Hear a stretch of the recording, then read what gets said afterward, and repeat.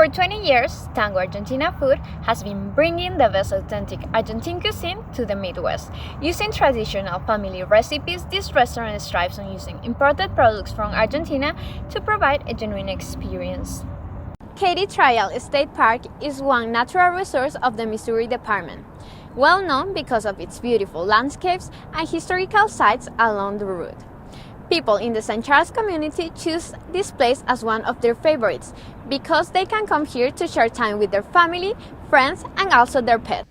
A short film with ties to St. Louis goes from a Kickstarter to Oscar winner. Her Love director Matthew Cherry and producer Karen Rupert Tolliver accepted the Academy Award for Best Nominated Short Film on Sunday night. Her Love tells the story of an African-American father who struggles to do his daughter's hair for the first time. St. Louis Superman was also nominated in the short documentary category, but didn't win.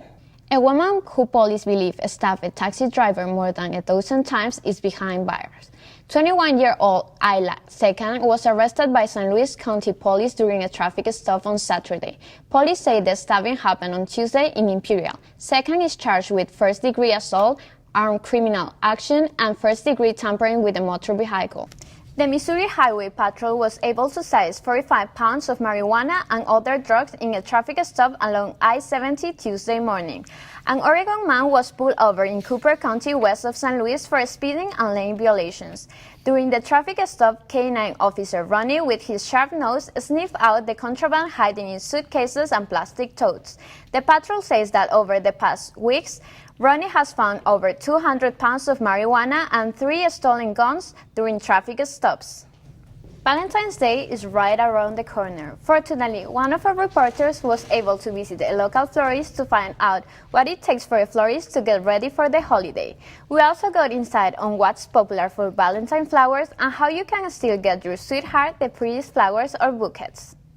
Downtown St. Charles is looking to revise its liquor laws again. St. Charles passed new rules in 2018 stating that venues on historic Main Street could not have alcohol sales totaling more than 50% of their revenue. Soon after these changes took effect, 3 bars on Main closed down, including RT, Wyler's, and Robbie's. Critics say college students going to these bars cause issues such as public drunkenness, fighting, and public urination. Supporters of the latest plan, these problems have subsided and hope to loosen some of the restrictions. The City Council is expected to vote on the plan Tuesday night. More than 1,100 former Justice Department officials have signed a letter calling for Attorney General William Barr to resign. They say his recommendation of a lesser sentence for Robert Stone is evidence of political interference. It all started with President Donald Trump tweeting about the DOJ's prison sentence Roger Stone. Stone was convicted of lying during the Mueller investigation. Barr responding to the tweet by saying he could take a closer look at the original sentencing suggestion. Some Trump supporters have said that was a normally harsh sentence. Despite the letter, officials do not expect Barr to actually step down. President Donald Trump went on clemency spree, pardoning 7 people and shortening the prison time of 4 others.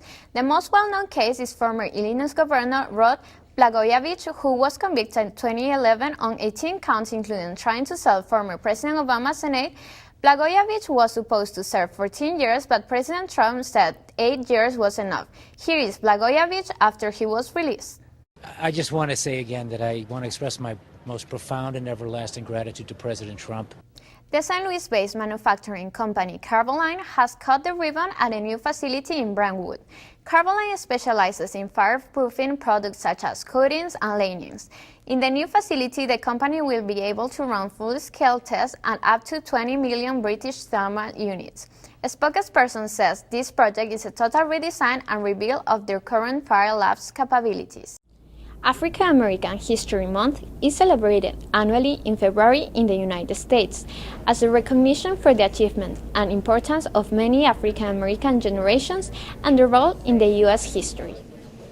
Each year, this event inspires schools and communities nationwide to organize local celebrations and host performances and lectures. On Tuesday, Lindenwood University organized an event called A Theology of Black Identity and invited Dr. Ben Sanders to commemorate and remember this important month. We brought Sanders as part of our Black History Month program here at Lindenwood University, but we have a commitment to making sure that every member of our community is included in such a way that we're not just counting heads, but that we're counting people's voices, that everyone's voice gets heard. And so it's important for us to bring scholars like Dr. Sanders here to make sure that all of our community understands that there are many, many ways to go about the academic study of religion. In many ways, Black History Month celebrations are kind of becoming flat. They're sort of flattening out. And I think that's because we tend to only come to these stories and these histories one time a year. But if we committed ourselves year-round to studying Ella Baker and to studying Fannie Lou Hamer and Martin Luther King Jr. and Malcolm X and all of these great leaders, if we actually committed ourselves year-round to understanding their lives and how their struggles have shaped our country for the better, I think Black History Month celebrations in February will be rich. For LUTV, I'm Catherine Hackam. The Israeli-Palestinian War is a continuing battle which started in 1948. The causes of the dispute can be attributed to Jewish settlement and the rivalry between Jews and Arabs in the territory of Palestine. Israel's appropriation of the West Bank and the Gaza Strip has continued for over 70 years, becoming the most intractable conflict in the world. Unluckily, this war has affected a large number of people, mainly Palestinians, who have had no support during this crisis. It's just dangerous to be in the wrong place, in the wrong time, and like, it's so easy to die, you know? Even like doing a regular thing through your life, sometimes it's just like difficult and hard. But it's also like give me like a special things to feel like, okay, I'm still living, you know? 5 or 6 years ago, I have lost another friend. His name is Muhammad Al-Araj. I remember I was in the hospital at that time, but I was in the room with my uncle, and then I hear people shouting outside and like, you know, screaming, and like, so I opened the door and I was looking, and I couldn't move at that time because I saw many people on the ground, you know, just on the floor, like, and the blood all over the place. So after maybe after 2 hours, he was in the news, and yeah, he was like killed. We are humans, like we all humans. We just need to focus. We just want to live. You know, it's a lot of blood in here, a lot of things in here, which is just like not good. Like we have to stop it because nothing gives you the right to kill other people. For LUTV News, I'm Katie Hakome.